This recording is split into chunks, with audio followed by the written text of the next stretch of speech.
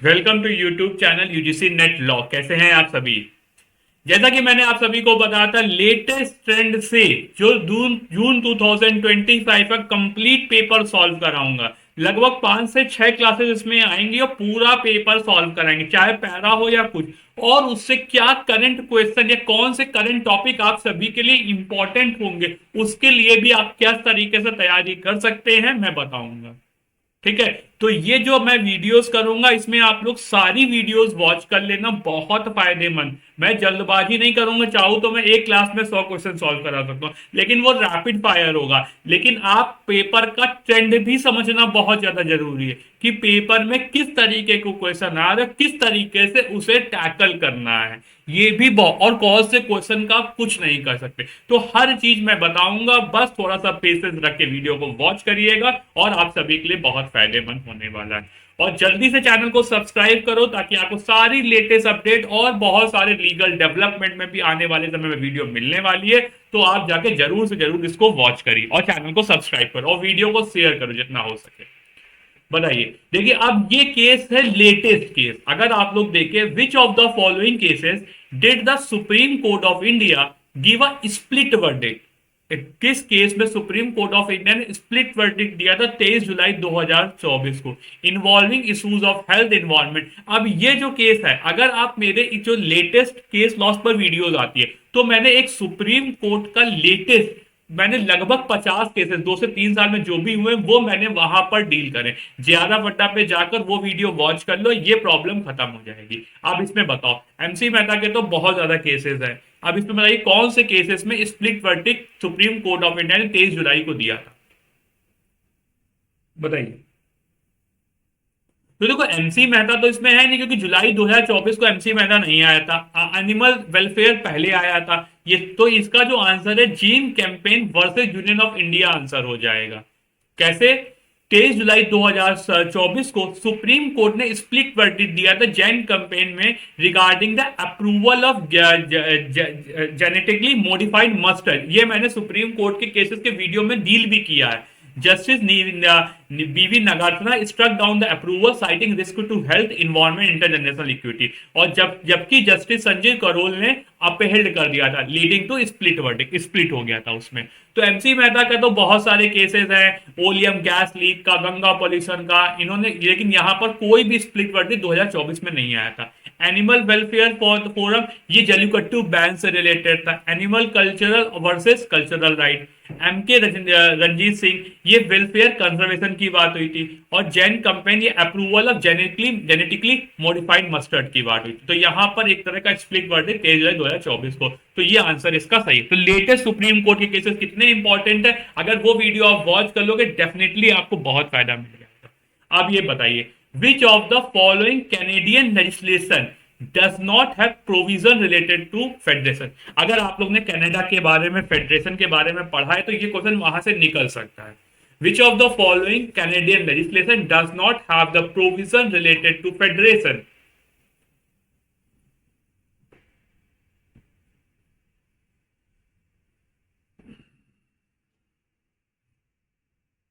बताइए। तो which of the following Canadian, कौन सा ऐसा कैनेडियन लेजिस्लेशन है जो फेडरेशन के बारे में बात ही नहीं करता है? तो अगर हम लोग इसका बात करें, तो लॉ ऑफ फेडरेशन है, वो बात नहीं। जबकि British north America act, constitution act उनका, और कॉन्स्टिट्यूशन एक्ट 18 से, ये सारे जो है फेडरेशन की बात करते हैं, लेकिन लॉ ऑफ फेडरेशन नहीं करता। इसलिए इसका आंसर हो जाएगा लॉ ऑफ फेडरेशन। ठीक है। So this is not a Canadian. This is related to Europe, Napoleon era, not Canada. However, it does not contain the provision of Canadian Federation.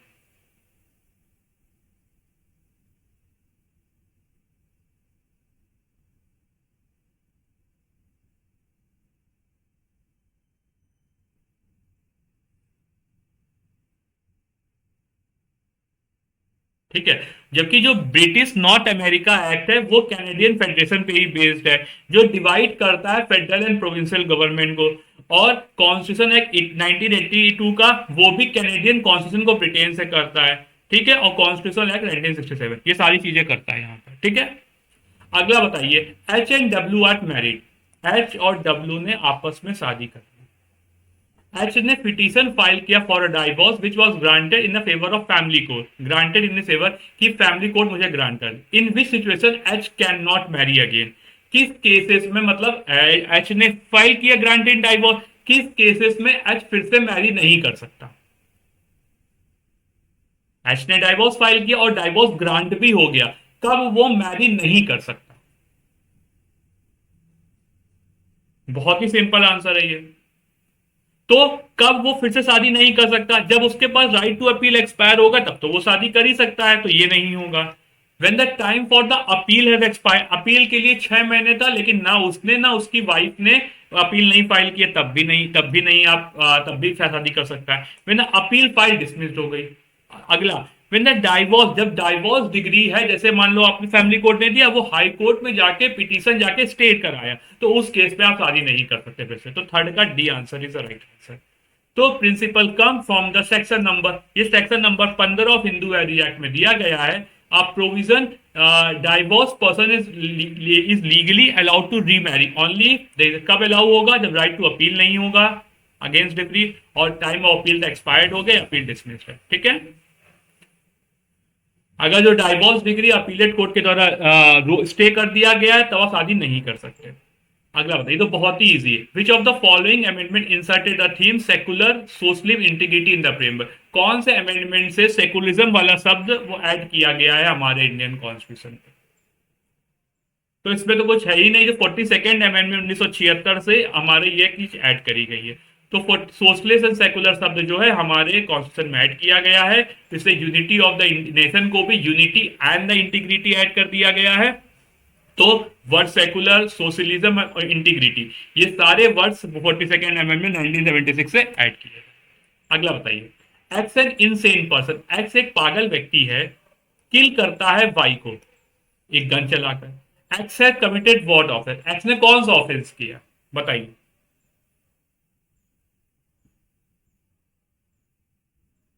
So X has committed no offence, तो आप जान कर लीजिए, X has committed no offence, X ने कोई भी offence नहीं किया। फिफ्थ का A is a right answer, X has no offence, क्योंकि वो पागल व्यक्ति है।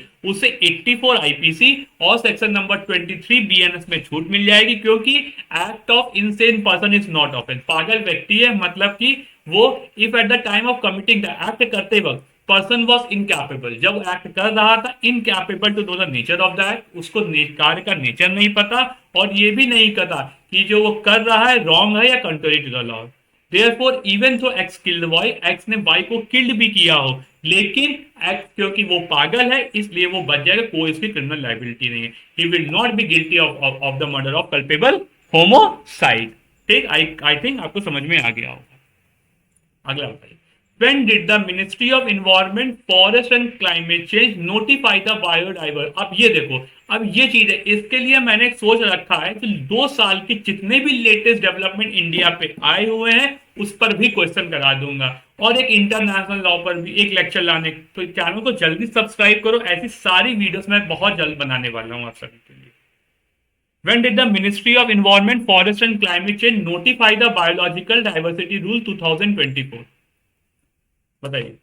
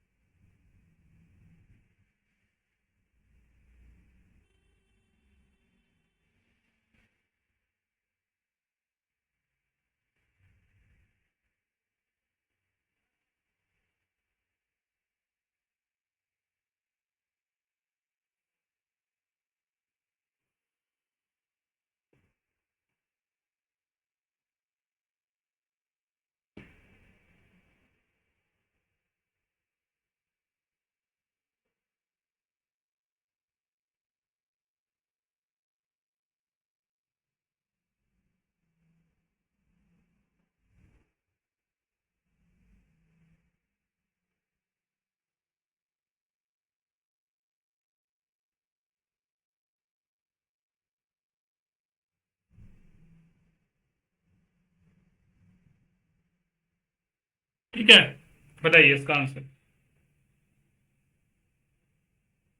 When did the Ministry of Environment, Forest and Climate Change notify the Biological Diversity Rule 2025? Six का four, that is 22 October 2024 is the right answer. When did the ministry of environment forest and climate change notify the biological diversity? Six का D is the right answer. तो 22 October 2024 the ministry of environment forest and climate change notify करता था officially the biological diversity rule in the gazette of India on the 22 October. These rules were prescribed to regulate access, prior approval, registration procedure under the biological diversity. They are set to come into effect 60 days after the notification, that is from 25th of December 2024. ये देखिए एक हमारी marathon है CBT की, वो हम लोग jurisprudence एक क्लास में पूरी जूरिस्प्रूडेंस खत्म करी है। ये भी आप जाके देख लो, बहुत फायदेमंद है आप सभी को। और सुप्रीम कोर्ट जजमेंट जो मैं क्लास कह रहा हूं वो भी आप लोग ज्यादा पट्टा पे जाके देख सकते हो। What is the guiding principle of inheritance? Mitakshara law में क्या गाइडिंग प्रिंसिपल होगा इनहेरिटेंस का?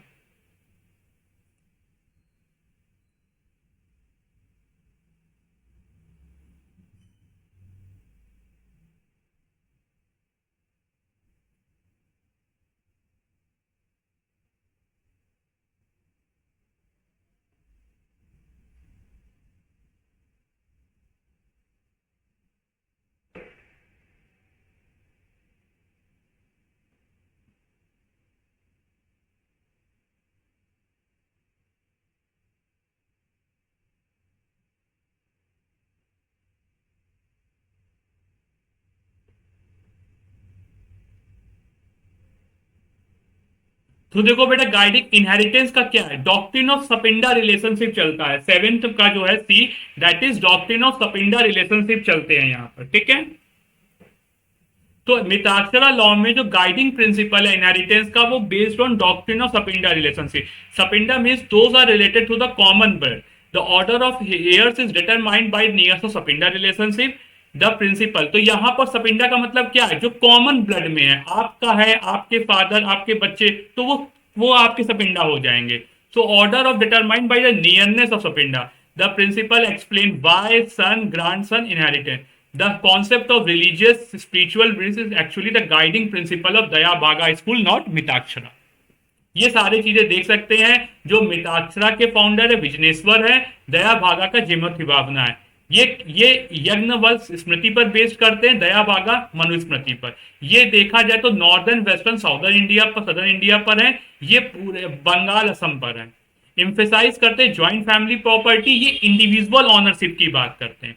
ये जैसे ही बच्चे का जन्म हो जाएगा सन का, वो प्रॉपर्टी एक्वायर कर देगा। ये फादर के डेथ के बाद ही करेंगे।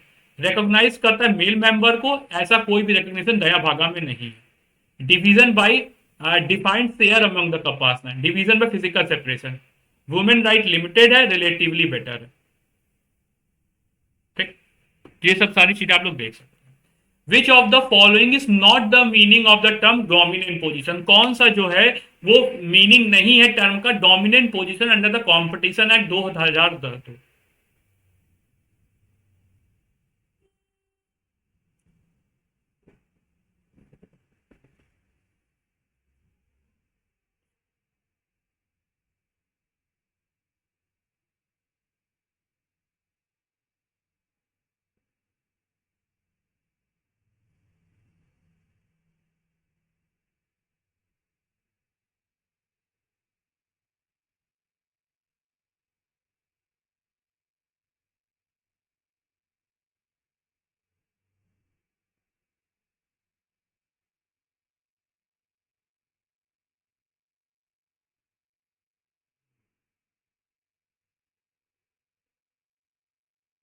तो देखो विच ऑफ द फॉलोइंग, तो डोमिनेंट पोजीशन की क्या मीनिंग नहीं होंगी? तो डोमिनेंट पोजीशन मतलब स्ट्रेंथ की पोजीशन आ जाएगा।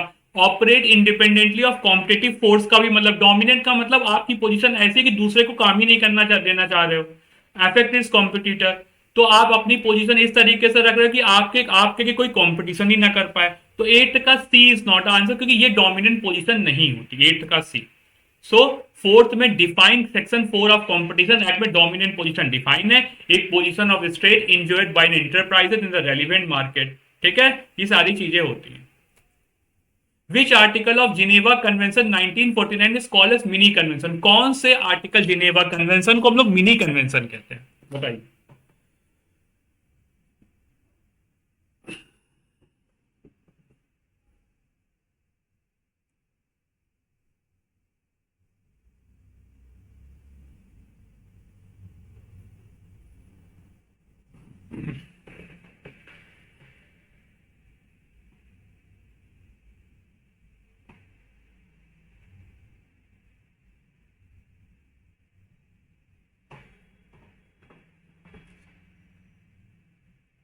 विच article of Geneva convention is called mini convention? तो नाइन्थ का भी आर्टिकल नंबर 3।